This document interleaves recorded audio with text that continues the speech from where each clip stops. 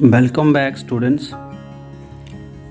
आज के इस वीडियो में हम रेजोनेंस का जो फिनोमिना है, जो केमिस्ट्री में काफ़ी इम्पोर्टेंट फिनोमिना है और ये मास्टर कैडेट केमिस्ट्री के सिलेबस में भी मेंशन किया हुआ है। ये क्या होता है, रेजोनेंस स्ट्रक्चर क्या होते हैं, रेजोनेंस एनर्जी क्या होती है और कैक्यूल एंड डेवार स्ट्रक्चर जो बेंजीन के हैं इनकी क्या सिग्निफिकेंस है, इसको हम आज डिटेल में आपको समझाएंगे। तो ये सारा टॉपिक समझने के लिए आप काइंडली वीडियो को एंड तक देखिएगा और जिन्होंने अभी तक चैनल को सब्सक्राइब नहीं किया तो प्लीज़ सब्सक्राइब करिए चैनल को, ताकि आपको आने वाले वीडियोस की अपडेट टाइमली मिल सके। तो चलिए टाइम वेस्ट ना करते हुए शुरू करते हैं वीडियो को। ये जो फिनोमिना था रेजोनेंस वाला, इसको हाइजेनबर्ग ने दिया था। When a molecule cannot be represented by a single structure, but its characteristics property can be described by two or more than two structure, then the actual structure is said to be resonance hybrid of two. कई ऐसे molecules होते हैं जो एक structure से explain नहीं कर सकते, यानी उनकी स्टेबिलिटी एक से नहीं बनती, तो उनको हम रेजोनेंस कहते हैं। उस फिनोमिना को एक से ज़्यादा स्ट्रक्चर आएंगे, जो एक एंड में स्ट्रक्चर बनता है जो सारी प्रॉपर्टीज़ एक्सप्लेन कर देता है, वो हाइब्रिड स्ट्रक्चर होता है। बाकी जो होते हैं वो कंट्रीब्यूटिंग स्ट्रक्चर है। जैसे हम इसको समझाएं अगर ओजोन O3 की फॉर्म में, तो ये इसका ल्यूइस डॉट स्ट्रक्चर है और ये इसका स्ट्रक्चर बनाया गया है।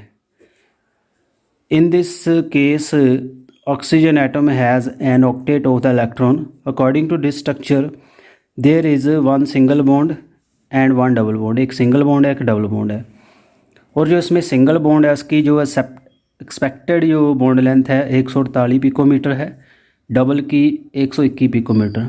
अकॉर्डिंग टू बब structure B would except the bond length in O3 would be unequal bond length हम इसको मानते हैं, बट प्रैक्टिकली इसकी जो बॉन्ड लेंथ है 128 एवरेज है। तो इंटरमीडिएट है between single bond and double bond. It mean that Lewis structure does not account the observed experimental fact। तो एक्सपेरिमेंटल फैक्ट को बताने के लिए यहाँ ल्यूइस डॉट स्ट्रक्चर का इतना एडवांटेज नहीं है। तो इसको एक्सप्लेन करने के लिए जो रेजोनेंस का फिनोमिना वो यूज़फुल है। तो इसमें जो सिंगल एंड डबल बॉन्ड है वो अल्टरनेटिवली रोटेट कर सकता है। Single and double bond are interchange and it is proposed that the actual structure is between two structure। दो स्ट्रक्चर के बीच में है।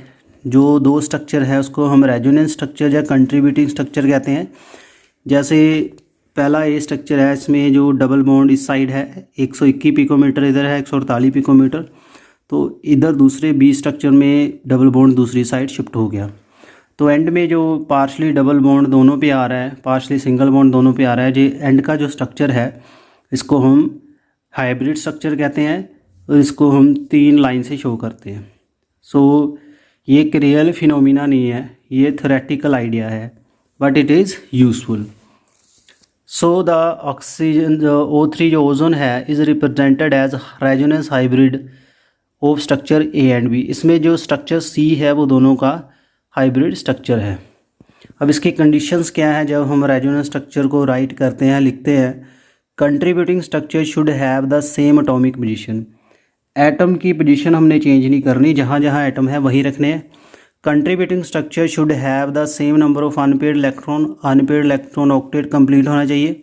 Should have nearly same energy का डिफरेंस नहीं ज़्यादा होना चाहिए।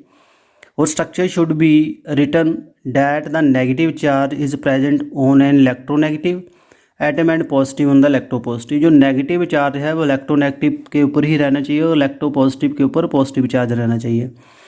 जो कंट्रीब्यूटिंग स्ट्रक्चर हैं like charge should not reside on adjacent side. Positive charge जो सामने कभी नहीं आना चाहिए। तो ये ऐसे आइडियाज़ हैं जो हम ध्यान में रखते हैं जिससे हम रेजोनेंस स्ट्रक्चर जब लिखते हैं। और उसके बाद आती है resonance energy. The actual bond energy of the minus the most stable resonating structure energy. जो रेजोनेंस हाइब्रिड स्ट्रक्चर की एनर्जी और एक्चुअल एनर्जी को हम माइनस करते हैं। जैसे कार्बन डाइऑक्साइड है, इसकी एनर्जी है 138 किलो जूल पर मोल, एक्चुअल इसमें 130 किलो जूल है, स्टेबल फॉर्म है। तो ये कंट्रीब्यूटिंग एनर्जी है। तो इसको अगर हमने समझना है तो यहाँ से हम देख सकते हैं, ये मैंने एक फ्लो चार्ट बनाया है ग्राफिकल फॉर्म में। इसमें जो E1 E2 E3 एनर्जीज़ हैं ये कंट्रीब्यूटिंग स्ट्रक्चर की एनर्जी है। ये कार्बन डाइऑक्साइड की कंट्रीब्यूटिंग स्ट्रक्चर 1 2 एंड 3 की एनर्जी है, और E0 जो है इसकी एक्चुअल एनर्जी है। तो इसमें जो मोस्ट कंट्रीब्यूटिंग स्ट्रक्चर की एनर्जी जहाँ मैच कर रही है ये रेजोनेंस स्ट्रक्चर की एनर्जी मानते हैं, यानी मोस्ट जो स्टेबल फॉर्म है उसकी एनर्जी और एक्चुअल एनर्जी को जो है हम इसका डिफरेंस निकाल सकते हैं, इसको हम रेजोनेंस एनर्जी का नाम देते हैं।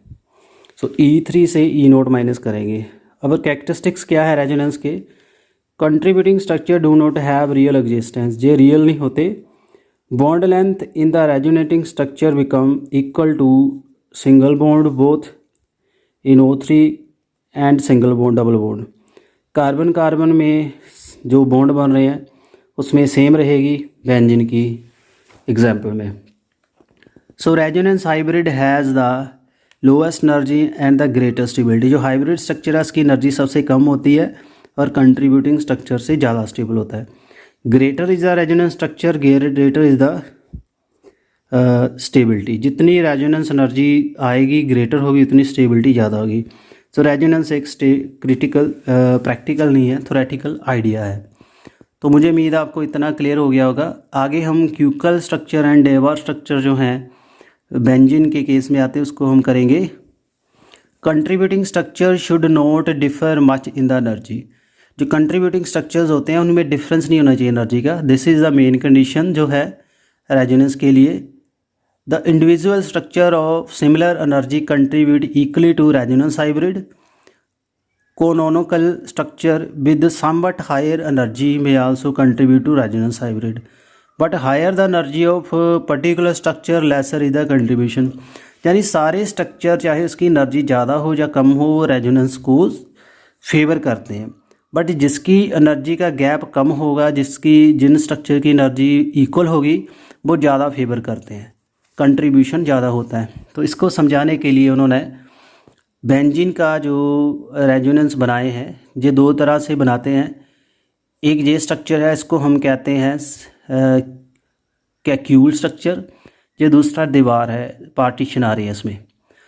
तो जो हमारा कैक्यूल स्ट्रक्चर है इसके 1 और 2 की एनर्जी सिमिलर है, तो ये 3 4 और 5 की एनर्जी का डिफरेंस ज़्यादा है। सो कैक्यूल स्ट्रक्चर की स्टेबिलिटी ज़्यादा है क्योंकि इसकी एनर्जी का डिफरेंस कम है। सो कैक्यूल स्ट्रक्चर ज़्यादा कंट्रीब्यूट करते हैं, इसलिए हम रेजोनेंस के लिए ज़्यादा फेवर कैक्यूल स्ट्रक्चर करते हैं। अब यहाँ पे कुछ एग्जांपल्स ड्रॉ की हुई हैं आपको समझाने के लिए।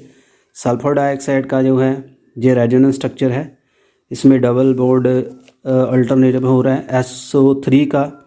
यहाँ भी देख सकते हो जो सिंगल डबल बॉन्ड है जो तीनों बॉन्ड पे ऊपर रोटेट हो रहा है। बेंजीन का पहले भी करवाया है, यहाँ देख सकते हो इसका डबल बॉन्ड अल्टरनेटिवली चेंज हो रहा है जो कैक्यूल है।